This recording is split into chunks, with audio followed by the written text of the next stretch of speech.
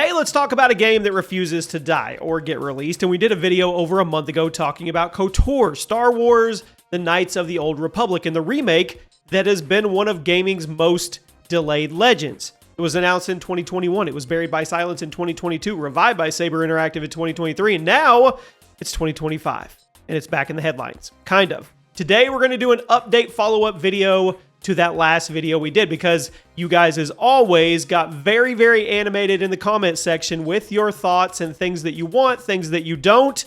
So I have some new updates for you guys, and I want to talk about some of your biggest worries and concerns when it comes to the KOTOR remake. Also, yes, to prove I do read every single comment, this time I will say her name right. Bastila. Bastila, not Bastilia, not Barstula. I get it.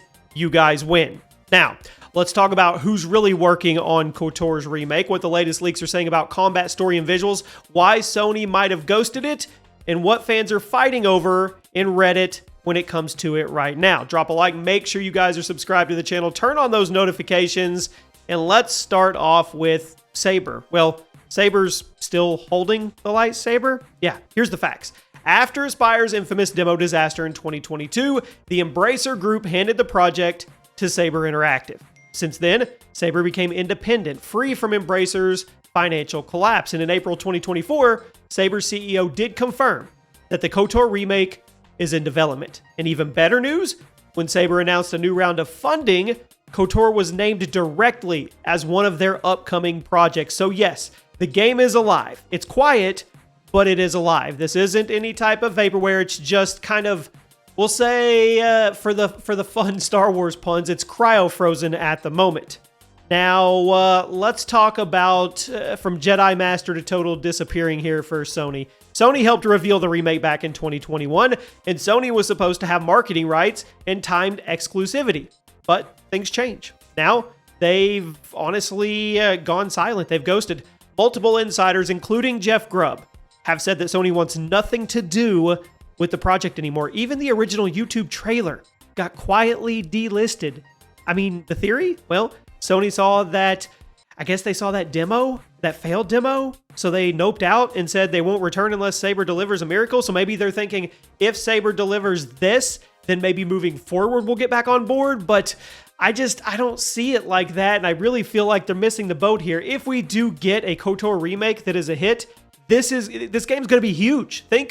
Just think Oblivion and how well it is doing. This could be the next one, and they are going to completely miss the boat, the bus, the TIE Fighter, the X-Wing, whatever you want to call it. Now, let's jump into some new leaks and rumors. And insiders like Midnight Saber 7 on Reddit and Reset Era are saying that the remake is going to have real time. Something closer to the Final Fantasy remake or Jedi Survivor, but with the ability to pause and issue commands. So what does that mean? Well, reported new features would include fully voiced protagonist, expanded Revan flashback, cinematic romance options, yes, including Bastila, okay, and more Mass Effect style dialogue choices. Some fans love it, others not so much. And that leads me into the biggest debate that we had on the last video in the comment section. The combat debate, the great combat debate, turn-based versus real-time. I mean, the combat system war is going on right now. On one side of things, we'll call it the light side. One side says the original turn-based with pause system is sacred. Slow or not, that is KOTOR, and they should not mess with it. On the dark side, they say it's aged like blue milk, and they want a fast, reactive, lightsaber action, real-time combat video game. I don't want to pick a side here. I understand both. Both sides have a point. The original was strategic and unique, and that's what people remember it for. But if Saber wants mass appeal, it is now modern day. It's modern era. They might want to modernize it. I mean, I don't know. Maybe don't force unleash it into a button smasher, but I don't know. This is tough. Are you team light, team dark here? Do you want live action or do you want classic? I really don't see how they don't turn it into real-time combat. I just don't think it could get the impact with turn-based. But then again, turn-based is why it was so one of the many, I don't know. You guys let me know what you think in the comments. I already know you're gonna tell me. Now, let's talk about reimagining or rebooting. And is that too far? Because we had some comments talking about that and arguing the issue. It's another community split. Should this be a remake that is faithful or reimagined? Some fans fear the story and the characters will be updated too far. They will change Revan's arc. They will alter everybody's role, try to modernize the narrative in ways that would dilute what made the original so special. That's where the special sauce really is to get this right. So far, there's no proof of massive plot changes. Developers have said they want to stay faithful, but with voice acting, new cinematics, and expanded scenes. Some evolution is inevitable, of course, but if they keep those things, I think we're going to be okay. They just need to keep the essence intact. I think that's the way to go here. Now, when can we actually expect this game? Seriously, this is really the million credit question, however you want to put it. Right now, 2026 is the absolute earliest we'll see anything. Maybe a trailer late this year if Saber is feeling really bold. Some insiders are saying 2027 is more realistic.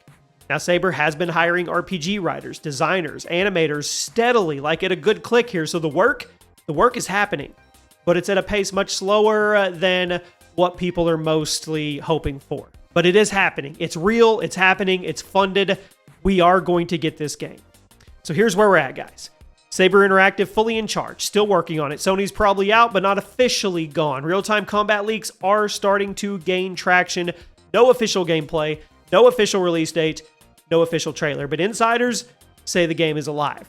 And then fans, well, they're fighting over those combat systems. How faithful should it be, and how to pronounce Bastila correctly. Now, this remake is either going to be a triumphant return to one of the greatest RPGs of all time, or a cautionary tale of what happens when I guess you could say the force is not with your dev cycle. I don't know. What do you guys want from the KOTOR remake? Classic vibes, new take, or just anything to prove that it's not dead?